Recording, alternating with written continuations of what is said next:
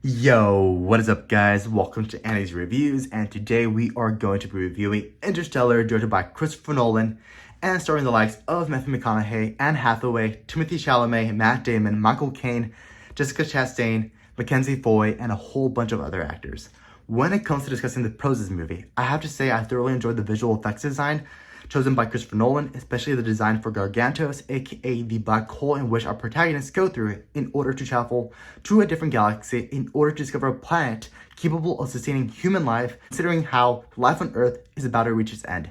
The second main thing I thoroughly enjoyed about this movie has to be Hans Zimmer's score, especially his tracks of Cornfield Chase, Stay, Mountains, No Time for Caution, and many others, which all serve to elevate the themes of this film, which included the likes of love, loss, responsibility, and the love that a father has for his kids, especially towards the end of the movie where Matthew McConaughey's character interacts with his now 80-year-old daughter at the end of the movie, which is absolutely gut-wrenching. I admit I cried at least 2 times during this movie, especially during the ending sequence, which featured the track of Stay, as well as earlier on in the movie where Jessica Chastain's character of Cooper's daughter, aka Matthew McConaughey's daughter in the movie, confronts him on how he left her to die, which is absolutely gut-wrenching, especially considering how Matthew McConaughey's performance and how he was able to shed tears, like tears of sadness. Like, I don't know how to explain it, but it was absolutely gut-wrenching seeing that. I honestly cried.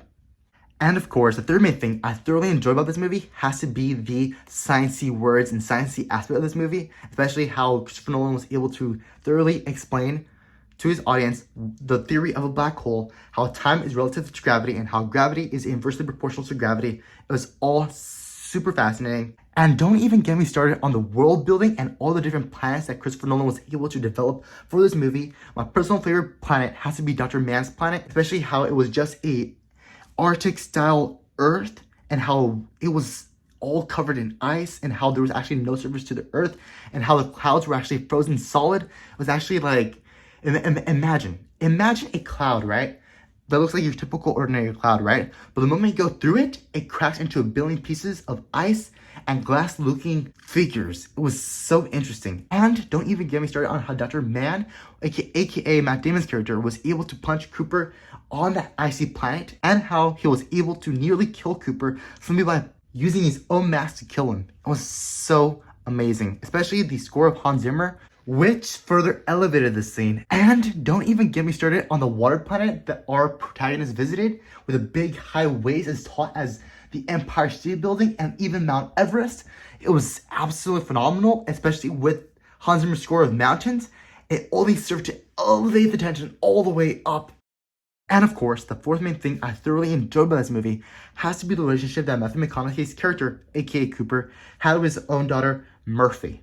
It was so realistic. Did you know that Christopher Nolan actually wrote the script of this movie while having his son in mind, to the point where he even created a personal fable or story which he gave to Hans Zimmer in order to compose a piece for the movie, even before he even began writing the movie in the first place.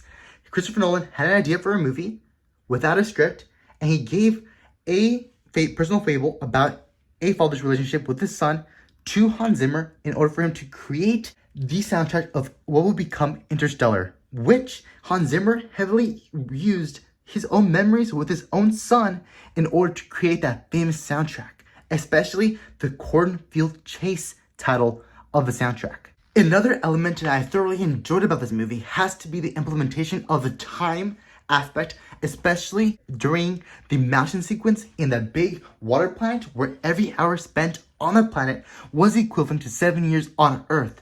When the protagonists in the story, Matthew McConaughey and Anne Hathaway, stayed on the planet for 3 hours, roughly 23 years, 6 months, and 22 days had passed since they first arrived to the planet. So when they went back to their home ship, Cooper's daughter, who was roughly about 12 years old by the time he left, was now roughly a 35-year-old woman and had grown into a full, independent adult. And that moment ultimately led to the most gut-wrenching scene in the movie, where Matthew McConaughey cries in tears, realizing that he missed out on basically the entire childhood of his kids, to the point where the character of Murphy, played by both Mackenzie Foy and Jessica Chastain, was actually a direct parallel to the relationship that he has with his own son. It was that emotional. And did you know that Christopher Nolan actually contacted Hans Zimmer with the score before he actually even began writing the movie. And don't even get me started on the cinematography in this movie. Some of the best shots in the movie has to be the cornfield chase sequence. It has to be the freaking mountain sequence. It has to be the freaking Dr. Man's planet. It has to be the ending of the movie, especially when Dr. Cooper goes off to rescue Dr. Brand. It was all extremely amazing.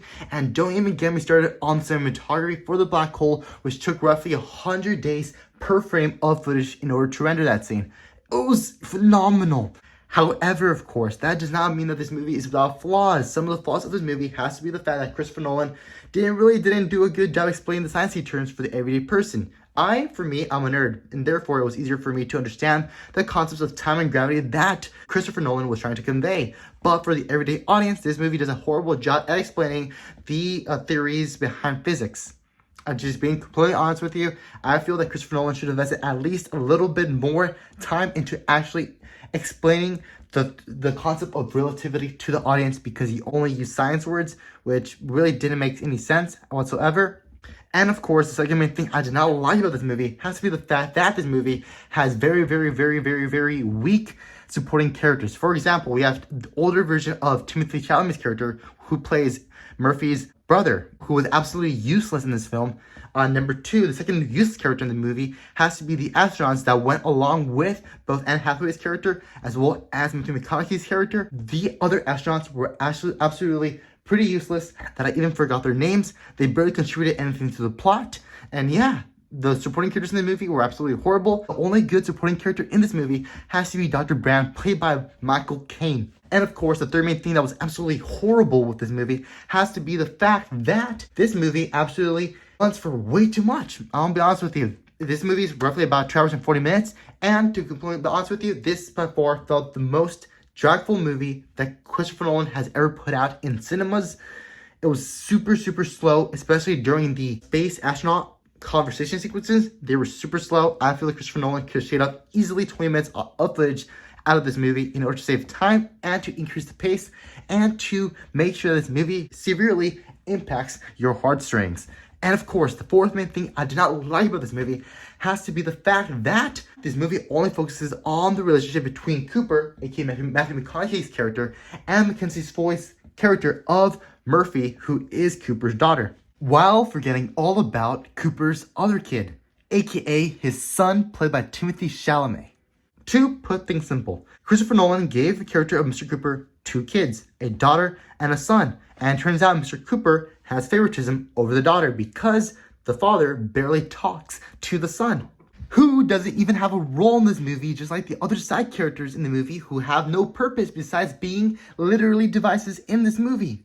Well, there you have it. Those were my thoughts on Interstellar. When it comes to putting this movie on Andy's review system, I have to say that this movie deserves roughly 7.5 chimichangas out of 10 chimichangas, a rewatchability score of roughly 2 times every 5 years, as well as a grade of just a B-. Well, there you have it. Thank you for watching. Feel free to subscribe to this channel and follow me at Andy Talks About Movies Way Too Much over on Instagram. Thank you very much and have an awesome day, guys.